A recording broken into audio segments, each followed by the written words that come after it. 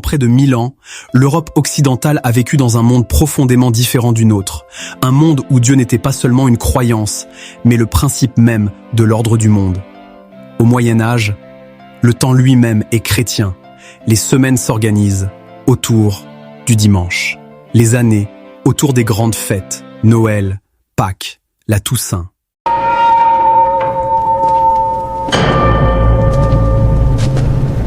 Sanctus, Sanctus, Sanctus, Dominus Dieves Sabaoth. Dans les villages, comme dans les grandes villes, les cloches des églises rythment la journée. Au centre du village se dresse l'église. Au cœur des villes s'élèvent les cathédrales. Partout, la présence du sacré. Ce monde, les historiens l'appellent la chrétienté médiévale. Dans cette civilisation, la société elle-même est pensée comme un ordre voulu par Dieu. Vers l'an 1000, l'évêque Adalbéron de Laon résume cette vision en une formule célèbre. 3 groupes structurent la société. Ceux qui prient, ceux qui combattent et ceux qui travaillent.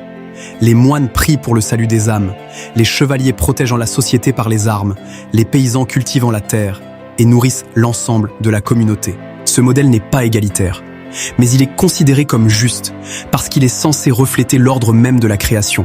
Au centre de ce monde se trouve une institution immense, l'Église. Elle encadre la vie spirituelle, mais aussi l'enseignement, la morale et la culture. Dans les monastères, les moines copient patiemment les manuscrits de l'Antiquité. Grâce à eux, une grande partie du savoir antique est préservée. Dans les villes, apparaissent peu à peu de nouvelles institutions, les universités, Paris, Bologne, Oxford. On y enseigne la théologie, le droit, la philosophie. Pendant des siècles, l'Église est le cœur intellectuel de l'Europe. Même les rois gouvernent sous le signe du sacré. Lors du sacre, le souverain reçoit une onction d'huile sainte. Ce geste symbolise une idée essentielle. Le pouvoir ne vient pas seulement des hommes, mais de Dieu. En l'an 800, le couronnement de Charlemagne marque profondément l'histoire européenne. Il incarne l'idéal d'un empire chrétien, unissant pouvoir politique et autorité religieuse. Mais cette alliance reste fragile, car l'Église rappelle toujours que le pouvoir spirituel est supérieur à toute puissance terrestre. Le Moyen-Âge n'est pas seulement un âge de foi, c'est aussi un âge de réflexion. Des penseurs comme saint Augustin, puis saint Thomas d'Aquin, tentent de concilier foi chrétienne et philosophie antique. Dans les universités, les débats intellectuels sont intenses. On discute de logique, de métaphysique, de théologie. La foi n'est pas seulement vécue, elle est pensée.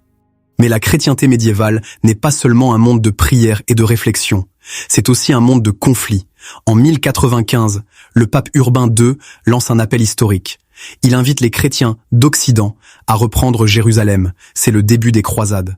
Pour de nombreux combattants, partir en croisade devient un acte religieux.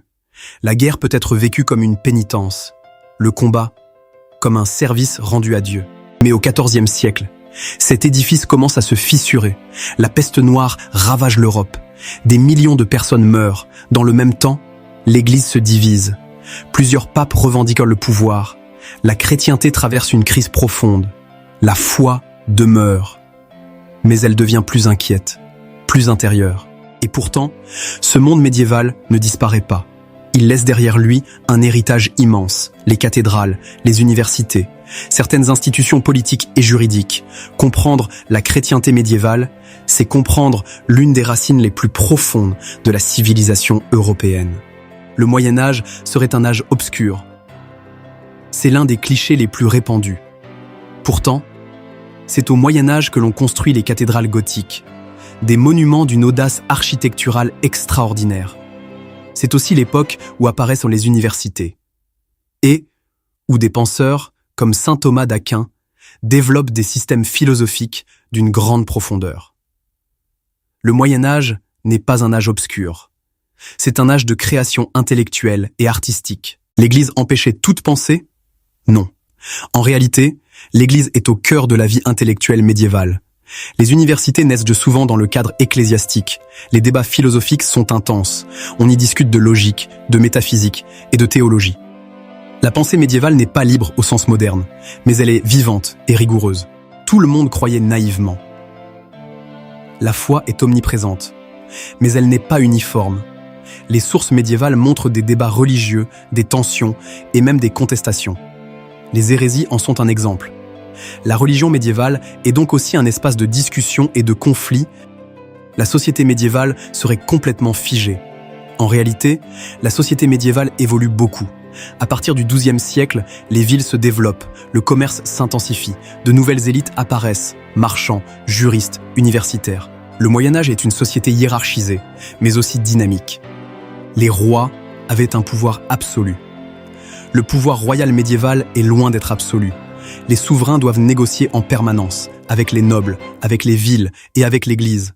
Même un empereur aussi puissant que Charlemagne gouverne grâce à un réseau complexe d'alliances. Les croisades seraient uniquement des guerres de fanatiques. La réalité est plus complexe. Les croisades mêlent plusieurs motivations.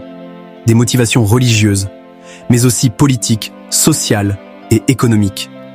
L'appel initial est lancé en 1095 par le pape Urbain II. Pour beaucoup de participants, partir en croisade est aussi un acte de pénitence. Les hommes du Moyen-Âge pensaient que la Terre était plate. C'est un mythe. Depuis l'Antiquité, les savants savent que la Terre est sphérique. Cette connaissance est transmise au Moyen-Âge. Elle est enseignée dans les écoles et les universités. Le mythe de la Terre plate apparaît bien plus tard, au XIXe siècle. L'Inquisition aurait exécuté des millions de personnes. L'Inquisition a bien existé, mais les chiffres souvent avancés sont très exagérés. Les recherches historiques montrent des procédures juridiques relativement codifiées. Les exécutions existent, mais elles sont bien moins nombreuses que dans l'imaginaire populaire. La vie médiévale serait uniquement misérable. La vie est dure, c'est vrai, mais elle est aussi rythmée par de nombreuses fêtes. Les calendriers médiévaux montrent des célébrations religieuses, des marchés, des fêtes villageoises. La société médiévale est aussi une société de convivialité et de rituels collectifs. Le Moyen-Âge serait totalement opposé à la modernité. En réalité, de nombreuses institutions modernes naissent au Moyen-Âge, les universités, les parlements, certaines formes d'administration. La modernité européenne ne surgit pas contre le Moyen-Âge, elle se développe à partir de lui. La chrétienté médiévale n'est donc ni un âge obscur, ni un monde figé. C'est une civilisation complexe, traversée par la foi, mais aussi par la réflexion, les tensions et les transformations. Comprendre cette période, c'est comprendre l'une des racines les plus profondes de l'histoire européenne.